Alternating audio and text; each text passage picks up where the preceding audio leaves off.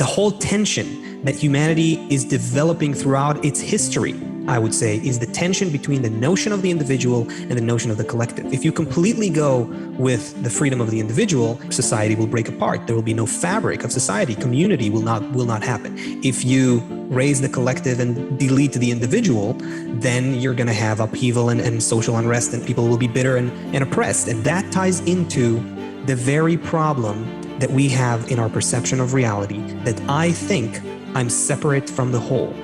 And in truth, I am the whole.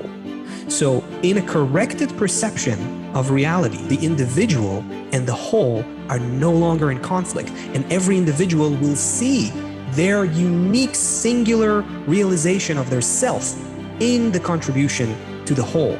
And only in that state will we be able to go above our differences and find unity in our diversity. We can prevent war. War doesn't have to happen. Friction needs to happen. Diversity needs to increase. Ego has to grow. Conflict of interests needs to be felt. But does it have to materialize in bloody wars? No. All that the program wants from us, that source code, the root level of reality from which all the branches cascade, all that structure was created in order for a conscious vessel, a conscious observer, the created being, humanity ultimately, to rise up those levels of consciousness.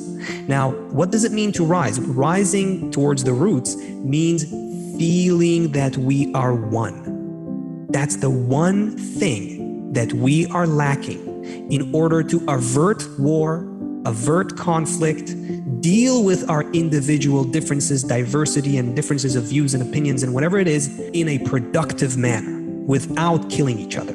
The only way to do that is to rise to another level of consciousness where we feel we're actually connected.